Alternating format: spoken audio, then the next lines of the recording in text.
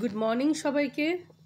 আমাদের লিও যাবে আজকে ভ্যাকসিন দিতে আমার বড় মেয়ে নিয়ে যাবে, কারণ ও ছাড়া লিওকে কেউ সামলাতে পারে না। তার জন্য লিওকে ব্যাকপ্যাকের মধ্যে ভরে দেওয়া হলো। দেখো কত খুশি ও, ব্যাকপ্যাকটা পরে ও ভীষণ খুশি। লিও কন্টিনিউ হেসে যাচ্ছে। ওর যখন মনের মতন কোনো কিছু হয় ও খুব হাসে দেবে, মুখটা দেখলেই ওর বুঝতে পারবে। ও আবার মালিকের সাথে আজকে বাইরে যাচ্ছে ঘুরতে, ওর জন্য আরও বেশি করে স্মাইল দিচ্ছে। তার মধ্যে আবার ব্যাকপ্যাক পরেছে। ওর আবার নতুনত্ব জিনিস বা অনেক দিন পর কোনো জিনিস পড়লেও খুব খুশি। ওরাও পুরো বাচ্চাদের মতন, তাই না? আমাদেরও যেরকম বাচ্চাদের পোলিও খাওয়াতে হয়, টিকা দিতে হয়, ওদেরও সেই দেখো একইভাবে ভ্যাকসিন দেওয়া। ঠিক বাচ্চাদের মতনই, একদম টোটালি বাচ্চা। শুধু ডিফারেন্টটা হয়েছে আমাদের হিউম্যান আর ওরা হচ্ছে ডগ, আর কিছুই না, নাহলে পুরো সেম একই। এদিকে দেখো সিম্বা আবার করে যাচ্ছে। দেখ দাদাকে কিভাবে নিয়ে যাচ্ছি, দেখেছিস? দাদা বেরো যাচ্ছে এখন, টাটা। দাদা ইঞ্জি দিতে যাচ্ছে। আমি লিভ করে নিয়ে যাবে। তোমার দেয়নি। আচ্ছা দেয়নি, ওরা বসেই গেছে রাগেতে।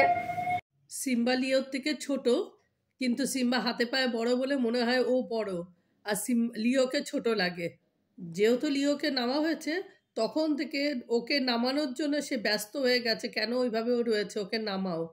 খেলতেও পারছে না ওর সাথে, আর বদমাশি তো ওর আছেই সবসময় সিম্বার। ছোট কুকুরের এটাই একটা সুবিধা, যেমনভাবে হোক ক্যারি করা যায়।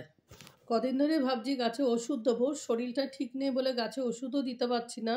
খুব ঠান্ডা লেগেছে, সকালবেলা উঠতে গেলে ভাবছি কুয়াশাটা তো পড়ে, ভয়তেও যাই না ছাদেতে, বেলাতে রোদের জন্য যাই না।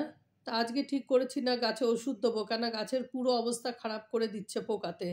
পুরো গুড়ি গুড়ি পোকা, তার মধ্যে লাউ গাছটা একদম চুন চুন সাদা হয়ে গেছে, সেই জন্য আজকে ওষুধ দেবো। এদিকে দেখো সজনা গাছে আমার অনেক কটা সজনাও ধরেছে ফুলগুলোতে। এটা একটা থার্মোকল দিয়ে আমি বেড বানিয়েছি, সেটার মধ্যে আলু ছিল, আলুগুলোকে তুলে এখন ভেন্ডির দানা বসাবো। আর এদিকে দেখো লাউ গাছে অনেক কটা স্ত্রী ফুল এসছিল, কুড়িও ধরেছিল, এখন দেখছি সব পড়ে গেছে, পোকাতে সব শেষ করে দিচ্ছে। বৃহস্পতিবার দুব্বা লাগে বলে ওই জন্য টবেতে ওইভাবে করে দুব্বা দিয়েছি হ্যাঙ্গিং পটে। ফুলের সাথে তো দেয় দুব্বা ভীষণ বাজেভাবে। যেখানেই যাবো লিও সিম্বা সঙ্গে আছেই সবসময়। চলো ব্লগটা আজকে এখানে শেষ করছি, দেখা হবে আবার নেক্সট ব্লগে। টিল দেন বাই, সবাই ভালো থেকো, সুস্থ থেকো।